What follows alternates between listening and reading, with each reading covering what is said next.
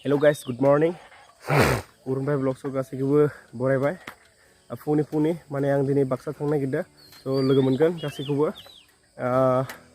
माने दा फुंनि 5 बाजिबाय आरोना ट्रेभेलार दं जोंनि गामि खाथियावनो बिदिनो थांगोन. So दिनै थांनोसै नोंथांमोना नायबाय थाबानो जाबाय भिडिअखौ जोबजासिम.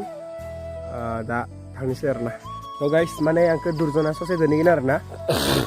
एसे गोजान नालाय गगा मोनबाय दं आरोना. ओमफ्राय साइकेलजों ससे दोनहैसै आरो ओइलाय दुर्जना फैबाय दं आरोना. जलि फै ओइलाय दुर्जन माने फुंनिबो सिखारनो बादोंमोन खोमा होमबाबो आं बोखांबाय आरोना. लोगो मोनगोन आरो साइकेल लाबाय साइकेलजों ससे दोनहैगोन आरोना. बाइक दंमोन बाइकखौ माने सालायनो हाया नालाय लाबोनो हानाय नङा बेनिखायनो साइकेल लाबाय. Good morning.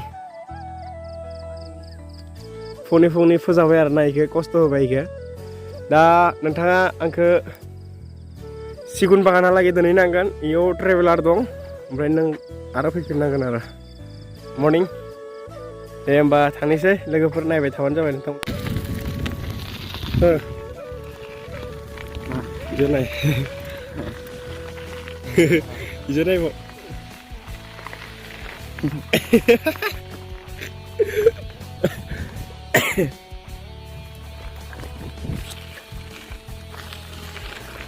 साइकेल नै पुरा साना ओंखारना दं आरोना. सानजानि साना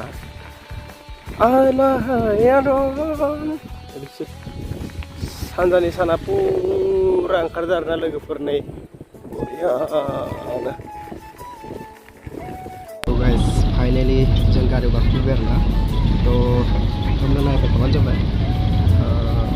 लंका मोनसिगोन. तो नायबाय थाबानो जाबाय भिडिअखौ जोबजासिम.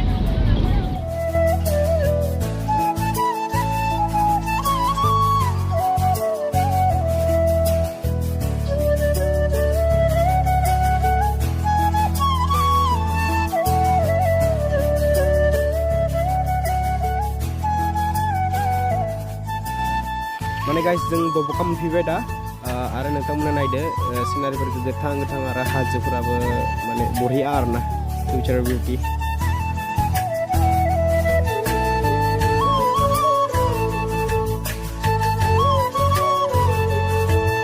फाइनालि माने जों बाइपास मोनफैबाय आरोना. 100 मिटारनि आगोलाव बाइपास दं. बाइपासखौ नायदो नोंथांमोना मोनफैबाय आरो बाइपास. बेनो बाइपासा तेजपुर नगाव आरो इजा गुवाहाटी. बरियाथार. नोंथांमोना सोरबा मिन्थियाबा नायना लाबानो जाबाय. बेनो बै गोजा बासा करिश्मा होननाय बासा बे तेजपुर थांगोन आरोना. तेजपुर जानानै इजा तेजपुर थांसिगोन आरो बेयो. इजा सिदा नगाव टाउन बेनिफ्राय 10 किल'मिटारसो जायो इजा सिदा. आरो जों दा इजा गुवाहाटी थांगोन आरो इजा साइडथिं. आरो बेफोरो नाइट सुपारफ्रा सब इजा थांगोन आरो. तेजपुर धेमाजि लखिमपुर गहपुर इजा सब थांजोबो. आरो जरहाट इजा शिबसागर इजा सब. बेनो नाय भिउखौ बरियाथार आरोना.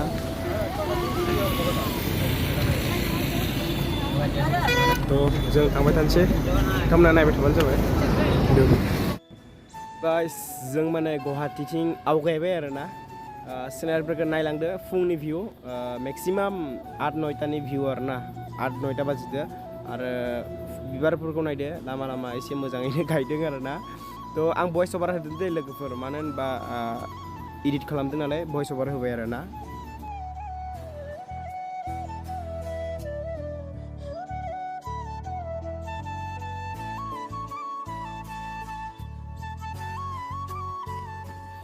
लोगोफोर माने बेनिफ्राय जुराबाद स्टार्ट जाबाय आरोना. बेनिफ्रायनो माने बेका-बेकि लामाया मोनबाय आरोना. माने गुवाहाटी मोनहैयो आगोलावनो मोनो. मेक्सिमाम गुवाहाटी मोनहैनो कारणे 8 किल'मिटार 9 किल'मिटार आगोलावनो जराबाद मोनो. बेनो बेका-बेकि लामा आरोना. स' नोंथांमोना नायबाय थादो भिडिअ.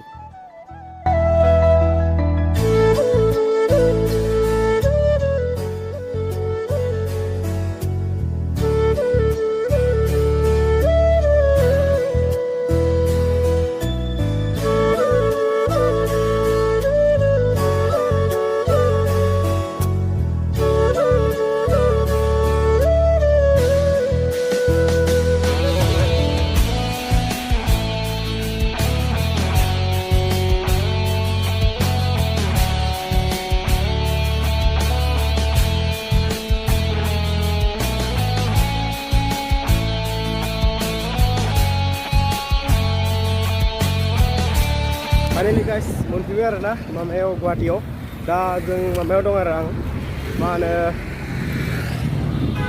खानापारायाव दा गारिखौ नागिरसै आरो नै नोंथांमोना बेवखौ नायनो हागोन ओमफ्राय गारिखौ नागिरसै आरोना फै मोनसे थाव दिपु दंना बेनि आवगायाव दं आरो गारिया थ' 12टा बाजियाव थाङो दा दंना गैया नायनोसै ओंखाम जानायनि डाइरेक्ट थांखागोन आरो थ' नोंथांमोना नायबाय थाबानो जाबाय ओमफ्राय जोंहानि आदा दं आरो बेहाय थ' ओंखाम जाना लानोसै दसेनि उनाव ओमफ्राय डाइरेक्ट बासआव गाखोनोसै आरो थांनोसै आरो आदाया माने दिपुआव थायो नालाय माने दिपुनिफ्राय ट्रेनाव दहाय फुङावनो मोनफैबाय 4टा बाजियाव आं माने न'निफ्राय 6टा बाजियाव ओंखारदों माने ट्रेभेलारा फैनाया एसे लेट जायो आरो थ' बियो फार्स्ट मोनफैग्रोबाय दा एखेलगे थांसै आरो बेनिफ्राय थ' नोंथांमोना नायबाय थाबानो जाबाय आरो नै जराबाद टाउनखौ बारबोबाय आरोना दा बेनो जाबाय खानापारा बेनो गारियाव गाखोबाय दा खानापारानिफ्राय गारि हेगारबाय आरोना दा थांनोसै थ' नोंथांमोना नायदो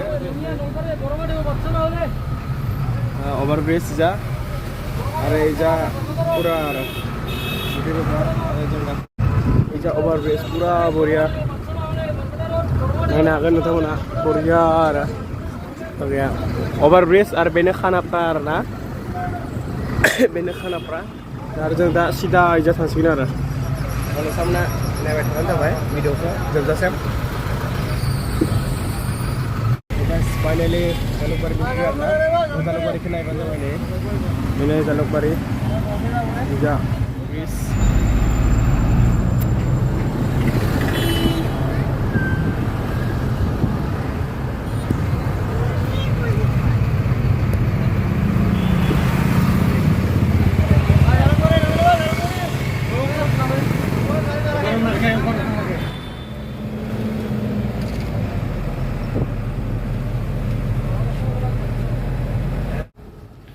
आरो गाइस जों माने ब्रह्मपुत्र दलंआव गाखोबाय आरोना बै सिंथिं ट्रेन थाङो गोजौथिं गारि थाङो आरो बेनो ब्रह्मपुत्र बरिया आरोना भिउखौ नायदो दै बारा गैया आरोना जास्ट माने मिडियाम साइजनि दं दैया आरो नुखाबायनो नोंथांमोना जि नायनांगौ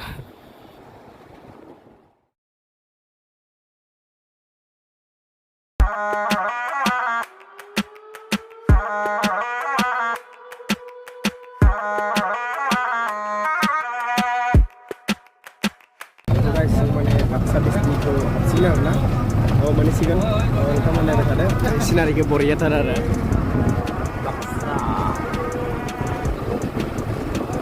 बे माने नलबारि डिस्ट्रिक्टआव दं आरो बर्थमान खिन्थु दसेनि उनाव बाक्सा हाबसिगोन आरो जों कदमतल जानानै फैबाय आरो बे बेसर गोजामोन आरोना बेसर नाथाय दा बेसरनि दिन नङा नालाय दा माइनि दिन जाबाय आरोना बेसर गैया दा फाइनालि गाइस जों बाक्सायाव हाबबाय बाक्सा डिस्ट्रिक्टआव हाबबाय आरोना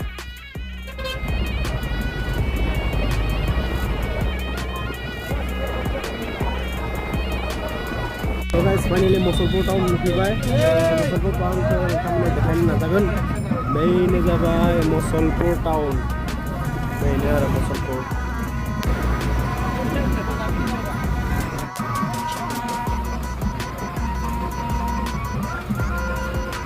बेनो लोगोसे बाक्सा डिस्ट्रिक्टनि मेन टाउना मुसलपुर फैनानै माने ड्रेस चेन्ज खालामबाय दुगैबाय एसे फ्रेस जाना लाबाय थ' आं दङ दा गोजौ फ्ल'राव आरोना नै नुनो हागोन नोंथांमोना बियो ओमफ्राय गाबोन माने बेहाय मिटिं जागोन आरो बे पेन्डेल बानायगासिनो आं जों बेखौन बैयो पेन्डेल बानायबायदों गाबोन मिटिं जागोन थ' माने गाबोन मिटिं जागोन नालाय बेखायनो पेन्डेल खाबायदों माने पेन्डेल बानायबायदों आरो थ' दिनैनि भिडिअआ एसेनोसै आरो नेक्स्ट बाक्सानि भिडिअ फैगोन नेक्स्ट भिडिअ आरोना गाबोन दिनै बेसेबां दोननोसै नोंथांमोना भिडिअखौ नायदो आरो सापर्ट होलायबानो जाबाय साबस्क्राइब लाइक शेयार कमेन्ट खालामबानो जाबाय अननानै आं रिकुवेस्ट खालामदों नोंथांमोना खालामना होबानो जाबाय दिनैनि थाखाय बाय बाय गुड नाइट